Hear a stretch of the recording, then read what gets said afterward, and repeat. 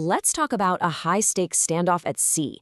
It's a story that kicks off with just one small boat on what should have been a totally routine mission, but it spirals fast into a geopolitical chess match with three of the world's most powerful nations. So picture this. It's dawn out on the South China Sea. You've got this lone Philippine vessel, and it's just trying to resupply a handful of Marines. These guys are stationed on a rusty, old World War II-era ship that's been intentionally grounded to serve as an outpost. They've done this run 1,000 times, but yeah, this time was different.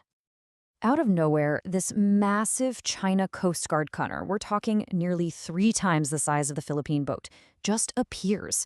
And without any warning, it opens up with a powerful water cannon, absolutely pummeling the smaller boat. The blast of water shatters the windows on the bridge, it fries their equipment, and it injures the crew. The boat's just left there, rolling helplessly in the waves. That one really violent encounter became a huge catalyst. It was the push that brought 3 nations, the United States, Japan, and the Philippines, together to form this new, nimble, and honestly pretty powerful bloc.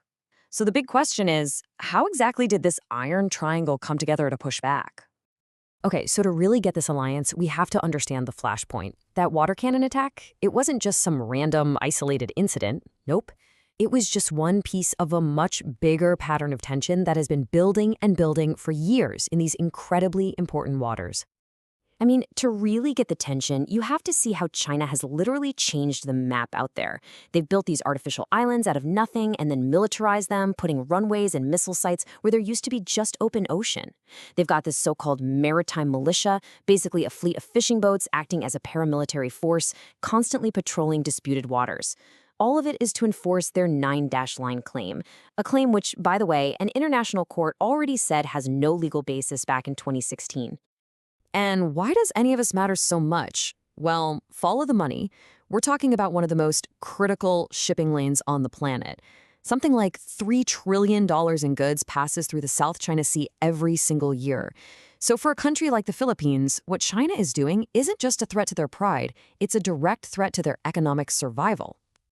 So, if China's actions over the years were the kindling, it was a huge policy U-turn in the Philippines that really lit the fire. That's what created the perfect storm for this new trilateral alliance to be born.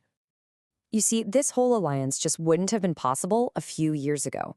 The previous president, Rodrigo Duterte, tried a much softer approach with Beijing. He kind of downplayed that big legal win and put distance between the Philippines and its traditional ally, the U.S. But under the current president, Ferdinand Marcos Jr., it's a total 180. He's jumped right back into the U.S. alliance, he's actively seeking out new security partners like Japan, and he's launched this really bold new strategy. And this pivot came just in the nick of time, because things started escalating, and fast. In early 2023, a Chinese ship used a military-grade laser to temporarily blind a Filipino crew. Then came more water cannons, then collisions. And by June of 2024, it got terrifyingly real. Chinese personnel armed with knives and axes actually rammed a Philippine boat, severely injuring a sailor. These incidents really drove home a scary reality. As the Philippine ambassador put it, just one fatal accident during one of these gray zone confrontations, these hostile actions that are designed to fall just short of actual war, could easily spiral into open conflict. That's what he said keeps them up at night. The stakes are just incredibly high. So what did Manila do? They launched this brilliant transparency campaign. Instead of just filing quiet diplomatic protests that go nowhere, they started blasting out photos and videos of every single incident. They even started inviting foreign journalists on their patrols to see it for themselves, using social media to show the world exactly what was happening. The goal? Simple. Make China's behavior so public that it comes with a heavy reputational cost. But here's the thing. It's not just the Philippines and the U.S. The most surprising and maybe most important piece of this new triangle is Japan. For decades, Japan's own constitution kept it in a strictly pacifist role. So what on earth changed that made Japan a key security partner this far from its own shores? Well, you've got to remember, after World War II, Japan adopted a constitution that literally renounced war. It limited its military to a purely defensive role. For more than 70 years, that pacifist identity was everything. Any kind of military action overseas was pretty much off the table, period. But facing all these growing threats in the region, Japan has made a historic shift. It's in the process of doubling its defense spending, a move that was completely unthinkable just a few years ago. It's loosening the rules on exporting defense equipment, and in a really dramatic move, it signed something called a Reciprocal Access Agreement, an RAA, with the Philippines. This is huge.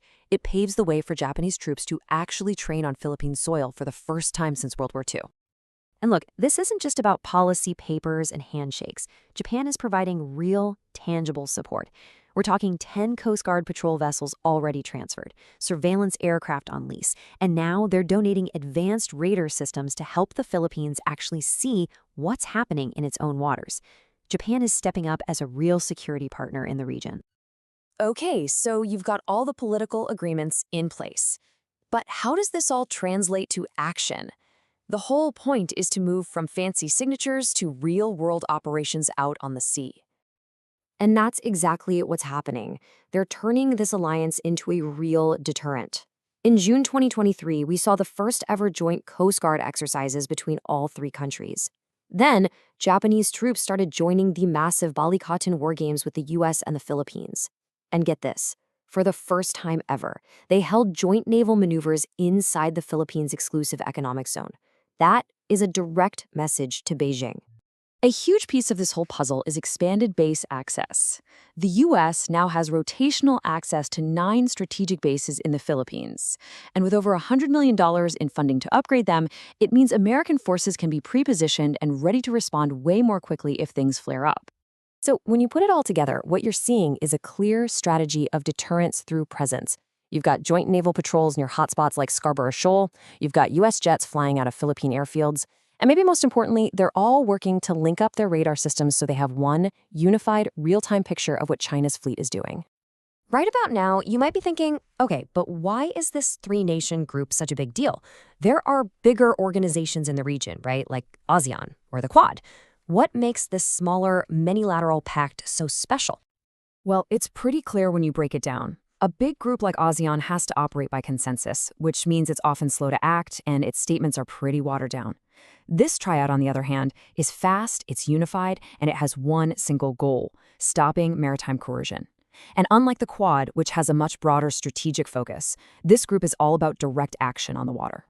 So yeah, the advantage really boils down to focus and unity. This is what you'd call a coalition of the willing. All 3 countries share the exact same urgent concern about the Western Pacific. They have a high level of trust, and their militaries can actually work together seamlessly. And that lets them respond to things in near real time, which is something those bigger, more diverse groups just can't do. So, the end game is pretty straightforward. It's all about changing the math for Beijing out on the water.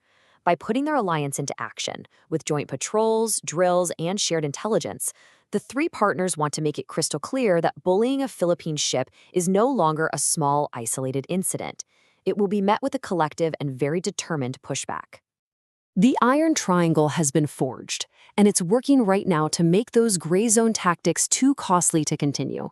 This new networked security partnership is sending a very clear, very unified signal across the water. The only question left is Beijing listening?